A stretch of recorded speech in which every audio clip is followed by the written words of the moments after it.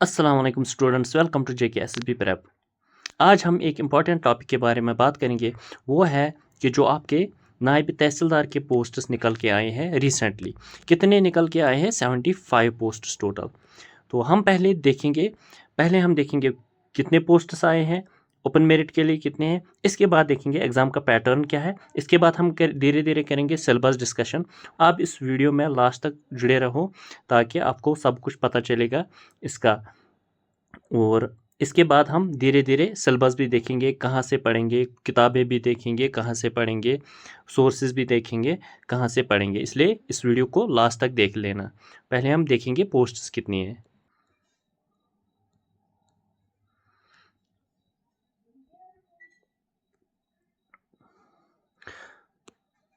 तो ये आप देख सकते हो, ये पोस्ट्स है। देखो, ओपन मेरिट के लिए 30 पोस्ट्स है, एससी के लिए 6, ST1 के लिए 8, ST2 के लिए 8, OBC के लिए 6, ALC के लिए 3, RBI के लिए 7, EWS के लिए 7, टोटल है 75 पोस्ट्स है। और ओपन मेरिट के लिए 30, और 30 भी नायब तहसीलदार में कम नहीं है, बहुत ज़्यादा पोस्ट्स है। अब हम बात करेंगे इसका एग्जाम पैटर्न और एलिजिबिलिटी क्या है। देखो, the candidates will first appear in the OMR written examination. पहले पेपर 1 होगा। पहले पेपर 1 में क्या होगा? OMR टेस्ट्स होंगे, आपको OMR फिल करने पड़ेंगे।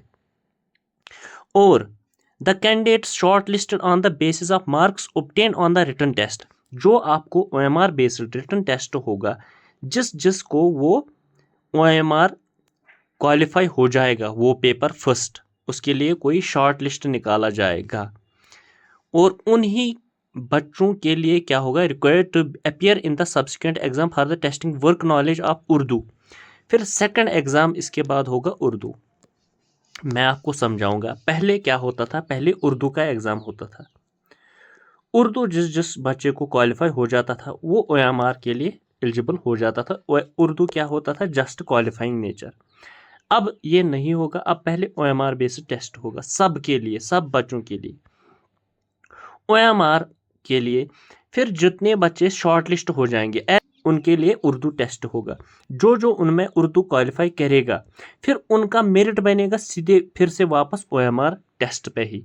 इसका मतलब पेपर फर्स्ट ही आपका डिसाइड करेगा, लेकिन उर्दू आपको क्वालिफाई करना भी पड़ेगा। उर्दू के लिए क्वालिफाई क्या करना पड़ेगा? 100 मार्क्स का उर्दू पेपर आता है, उसके लिए 40 मार्क्स आपको लाजमन लाने हैं, जिसके लिए आपको एसे राइटिंग होगी, वो एप्लीकेशन राइटिंग होगी, वो आपको लिखना पड़ेगा, और ट्रांसलेशन एक होगी। बस वही 100 मार्क्स का होगा, उसमें आपको, या 50 मार्क्स का होगा, उसी में आपको 40%, यानी अगर 50 मार्क्स का होगा उसमें आपको 20 मार्क्स लाने पड़ेंगे। तो ये होगा एग्ज़ाम का पैटर्न। अब इसके बाद हम देखेंगे सिलेबस क्या होगा। सिलेबस आप अच्छे से देख लीजिए। सिलेबस हम डिस्कस करेंगे, सिलेबस क्या है, कहाँ कहाँ से आपको पढ़ना पड़ेगा। देखो, ये है आपको सिलेबस। सिलेबस में क्या आता है? अब देखो, पेपर 1 विल कंप्राइज, क्या बता रहा है? Paper 1 will comprise of multiple choice objective types, ये तो पता ही है। पेपर सेकंड उर्दू पोर्शन होगा, will be descriptive nature and qualifying only, जो मैंने आपको बताया। Both paper first and paper second will be compulsory, वो मैंने आपको बताया कि दोनों आपको देने हैं और क्वालिफाई भी करने हैं। इन paper first candidates competing for open merit posts will be required to score at least 20% marks, while candidates belonging to the other categories except open merit will be required to score 15% of the marks to appear in Urdu paper। इसका मतलब ये है कि 1:6 नहीं होगा, 20% marks. अगर आपको 100 marks का OMR बेस्ड टेस्ट होगा, इसके लिए आपको 20 मार्क्स लाने ही पड़ेंगे, 20 मार्क्स लाने पड़ेंगे। और अगर आप ओपन मेरिट में नहीं हो, आपको अगर 100 मार्क्स का टेस्ट पेपर होगा, आपको 15% मतलब 15 मार्क्स लाने पड़ेंगे, तब जाके आपको उर्दू पेपर में अपियर होना पड़ेगा। इसके बाद पेपर सेकंड, जब आप पेपर सेकंड देने जाओगे, उसका क्या है? The candidates competing for open merit posts will be required to score 40%, जो मैंने आपको बताया 40%, and candidates belonging to other categories will be required to at least 35%, 40% open merit के लिए और 35% other categories के लिए, with at least 33% in each part, that is reading section and writing section. एक आता है रीडिंग सेक्शन जहां आपको एक पैसेज बड़ी दी जाएगी और नीचे इसके लिए ऑब्जेक्टिव होंगे 20 शायद, और वो आपको इंडिपेंडेंटली क्वालिफाई करना पड़ेगा। और दूसरी जगह जो रिटर्न आपको वो मजमून लिखना पड़ेगा, आपको एप्लीकेशन लिखनी पड़ेगी, वहाँ भी आपको 33% लाने पड़ेंगे और ओवरऑल टोटल 40% लाने पड़ेंगे। ये बात याद रखना। और इसके बाद पेपर फर्स्ट जो होगा, पेपर फर्स्ट उसमें नेगेटिव एज यूजुअल 0.25 मार्क्स होगा नेगेटिव। अब देखो सिलेबस क्या है। सिलेबस बिल्कुल वही है, अगर आपने पटवारी की प्रिपरेशन की है बिल्कुल वही सेम कॉपी पेस्ट। पहले 120 मार्क्स का पेपर, उसमें 36 general knowledge and current affairs. अब देखो ये कितना इजी है ये वाला पार्ट। करंट अफेयर्स ऑफ, ये तो पता है नेशनल एंड इंटरनेशनल इंपॉर्टेंस जितनी भी करंट अफेयर्स पिछले 1 साल से। साइंस एंड टेक्नोलॉजी ये भी करंट अफेयर्स ही होता है, और साइंस एंड टेक्नोलॉजी के रिलेटेड करंट अफेयर होता है। एनवायरनमेंट, इकोलॉजी एंड बायोडाइवर्सिटी ये भी करंट अफेयर्स रिलेटेड ही होता है यूजुअली, क्योंकि कौन सी समिट होती है, कॉप कॉन्फ्रेंस ऑफ पार्टीज़ कब होती है, ये यूजुअली इसमें पूछे जाते हैं। और UNCCD, UNCP, UN, बाकी चीज़ें जितनी भी कॉन्फ्रेंस है, ये UNCCC, UNFCCC, जितने भी कॉन्फ्रेंसेस बाकी चीज़ एनवायरनमेंट इकोलॉजी में या बायोडाइवर्सिटी में, जितने क्लाइमेटोलॉजी में, उसमें सब कुछ जो भी होता है वो भी। इसका मतलब ये 3, ये एनवायरनमेंट इकोलॉजी के पर पढ़ना है, ये साइंस एंड टेक्नोलॉजी पे, और ये करंट अफेयर्स पे। ये 3 चैप्टर हो गए ख़त्म। इसके बाद क्या होगा, अब देखो इसके बाद होगा इंडियन नेशनल मूवमेंट, मतलब फ्रीडम स्ट्रगल जो आप पढ़ रहे हो। ये तो सबको पता ही है फ्रीडम स्ट्रगल क्या है। 1857 से आगे आगे क्या है। Political and physical divisions of world and India, दोनों के लिए physical and political divisions of India. देखो इंडियन इकॉनमी इसके बाद पढ़नी है। इंडियन इकॉनमी के में क्या पढ़ना होता है, नेशनल इनकम पढ़ना होता है, जितने भी वो इकोनॉमिक रिफॉर्म्स पढ़ने हैं होते हैं वगैरह वगैरह, जो भी इम्पोर्टेंट, या banking, reserve bank of India, या इन्फ्लेशन के बारे में पढ़नी होती है। ये कुछ इंपॉर्टेंट चैप्टर्स हैं इकॉनमी, इंडियन इकॉनमी है, ये आपको पढ़ना पड़ेंगे। Indian culture and heritage, culture के बारे में डांसेस, वो फेस्टिवल्स पढ़ने पड़ेंगे। और हेरिटेज में heritage important, UNESCO heritage sites, बाकी चीज़ें जितनी भी है, टेंजिबल इंटेंजिबल, वो सारे पढ़ने पड़ेंगे। इसके बाद क्लाइमेट क्रॉप्स इन इंडिया, ये NCERT जियोग्राफी में बिल्कुल वाज़ह तौर पे लिखा होता है, वहाँ से आप पढ़ सकते हो। ट्रांसपोर्ट एंड कम्युनिकेशन बिल्कुल बहुत इजी, ये भी आप पढ़ सकते हो। इसके बाद डेमोग्राफी भी 2011, अच्छा demography, important rivers and lakes, ये भी सबको पता है। टाइप्स ऑफ सॉइल्स, ये NCERT में मिलेगा आपको बहुत अच्छे तरीके से, वो black soil, red soil, literate soil. बाकी डिज़ास्टर मैनेजमेंट, ये भी NCERT 11th में मिलेगा आपको पूरा एक यूनिट, इसमें NDRF, SDRF, बाकी चीज़ें, ये डिज़ास्टर मैनेजमेंट, बाकी चीज़ें, ये सब कुछ मिलता है वहाँ पे भी। इसके बाद देखो इलेक्शन कमीशन ऑफ इंडिया, ये अगर आपको के पास लक्ष्मीकांत है, ये वहाँ से आप पढ़ सकते हो। ECI, कॉन्स्टिट्यूशन ऑफ इंडिया, देखो कॉन्स्टिट्यूशन ऑफ इंडिया में FRs, fundamental rights, fundamental duties, DPSPs, president, parliament, ये 5 इंपॉर्टेंट यूनिट्स है, ये आपको पढ़नी पड़ेंगे। ह्यूमन राइट्स ये भी लक्ष्मीकांत का एक चैप्टर है, ये भी आपको पढ़ना पड़ेगा। और ये तो सारे लास्ट के 3, देखो इलेक्शन कमिश्नर, कॉन्स्टिट्यूशन और इंडिया, ये तो इंडियन पॉलिटी में आपको मिलेगा ही मिलेगा। Disaster management, types of soils, important rivers lakes, ये तो मिलेगा आपको जियोग्राफी में। डेमोग्राफी, ट्रांसपोर्ट, कम्युनिकेशन, ये भी मिलेगा आपको। ये स्टैटिस्टिक्स में भी मिलेगा, जियोग्राफी में भी। तो चलेंगे आगे, देखो इसके बाद 24 मार्क्स मिलेंगे general knowledge with special reference to JNK।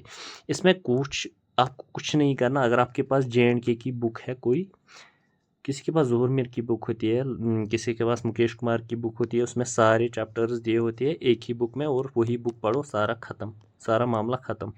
क्योंकि इसमें history, economy, culture, geography, weather, climate, एक ही बुक वही 2-3 बार पढ़ो, हो गया आपका ये यूनिट ख़त्म। Important tourist destination lakes, J&K reorganization act और पंचायती राज एक्ट 1989, ये सारे पढ़ने पड़ेंगे आपको, बहुत ईजी है। इसके बाद इंग्लिश तो एज़ यूजुअल सेम ही रहता है सब कुछ एग्ज़ामों के लिए। अगर SSC, JK SSB जो भी एग्ज़ाम, चाहे MTS का एग्ज़ाम क्यों ना हो, इंग्लिश सेम ही रहता है। देखो, tenses, rearranging of jumbled sentences, narration, modals, articles, ये comprehension with this, phrases, pronouns, homonyms, classes, synonyms, antonyms, इसमें pairs of words and their use in meaningful sentences, idioms, phrases, use of prepositions and active voice, passive voice। देखो सारा syllabus इसमें है English का, ये जो आपको पढ़ना पड़ेगा। इसके लिए आपको कोई भी प्रीवियस ईयर बुक लानी पड़ेगी जिसमें MCQ ज़्यादा होते हैं, वही आपको पढ़ने पड़ेंगे। चलेंगे आगे। इसके बाद कंप्यूटर साइंस बहुत ईजी होता है, पढ़ने की ज़रूरत नहीं है आपको।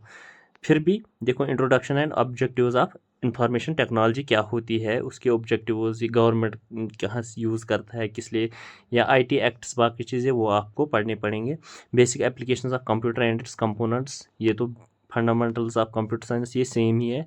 Hardware, software, open source technology क्या होती है, इनपुट आउटपुट डिवाइसेस, ये पिछले 5-6 सालों से आप पढ़ते ही रहे हैं। और सेम अगर आप MCQs ही खाली करोगे, आपको ये कंसेप्ट क्लियर हो जाएगा। Concept of computer virus and antivirus, basic of remote sensing, GIS, GPS, ये भी सब कुछ इसी में आता है।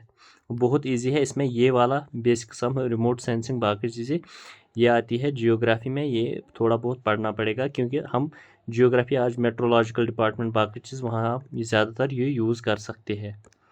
देखो, अब यहाँ कोई रीजनिंग वाला कोई फंडा नहीं है, ये कोई मतलब उतना सख्त मुश्किल काम नहीं है, बहुत इजी है। Number series, letter series, coding, decoding, direction sense, blood relation, statements, conclusion, logical reasoning, mental reasoning. Mensuration में क्या है, area of triangle, square, rectangle, rhombus, prism, circle, right, बहुत इजी है। Field book, units and measurements of land, बहुत easy है ये, बहुत easy. इसमें कोई वो बड़ा वो जो आपको परसेंटेज, एवरेज, बाकी चीज़ें वो आपको थोड़ी डिफ़िकल्ट होते थे, देखो ये बहुत इजी है। ये है पेपर 1 का सिलेबस। पेपर 2 का सिलेबस वो क्या है, वो 50 मार्क्स का है, वो मैंने आपको बताया 50 मार्क्स का है। इसका 40% करो, मतलब आपको 20 मार्क्स लाने पड़ेंगे। इसमें क्या होगा, 20 मार्क्स मतलब रीडिंग कंप्रहेंशन होगा, वो एक पैसेज होगी, वहाँ आपको वो देखनी पड़ेगी और वो पढ़ना पड़ेगा आपको। और वहाँ 20 ऑब्जेक्टिव्स होंगे, 20 ऑब्जेक्टिव्स होंगे, 20 ऑब्जेक्टिव्स। और आपको 20 में से आपको कितने 33% ऑब्जेक्टिव्स आपको वहाँ क्वालिफाई करने पड़ेंगे।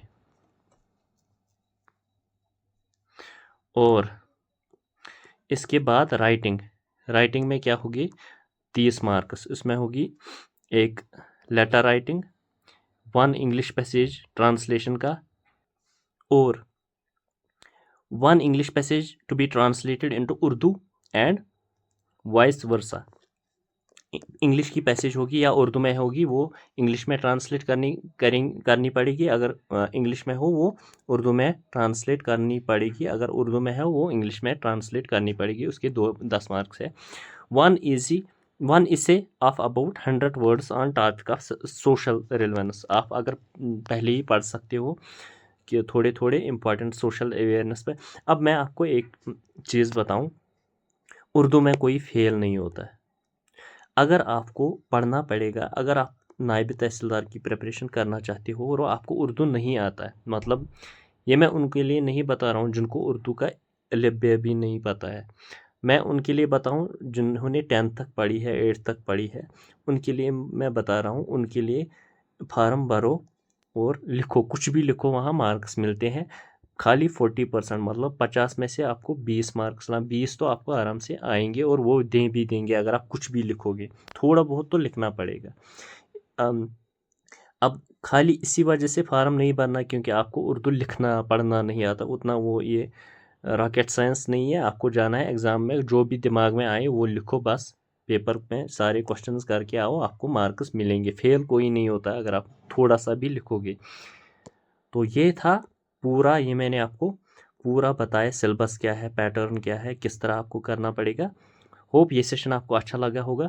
लेकिन अगर आप मेरा सपोर्ट करोगे, चैनल को सब्सक्राइब करोगे, क्योंकि अभी 1000 सब्सक्राइबर्स के लिए तक मुझे थोड़े ही सब्सक्राइबर्स कम हैं। आप मुझे सपोर्ट करो ताकि मैं देखता हूँ, मैं इसका सिलेबस आपको धीरे धीरे कराऊंगा खुद ही। मैं आपको इकोनॉमी पढ़ाऊंगा, पॉलिटी पढ़ाऊंगा, फंडामेंटल राइट्स, ड्यूटीज़, बाकी चीज़ें पढ़ाऊंगा, और साइंस एंड टेक पे थोड़ा पढ़ाऊंगा अगर आप में मुझे सपोर्ट करोगे।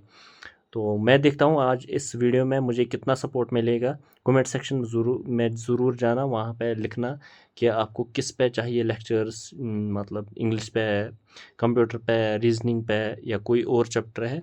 तो फिर मैं कंटिन्यू आज से ही करूँगा, हम आज से ही स्टार्ट करेंगे। होप ये सेशन आपको अच्छा लगा होगा।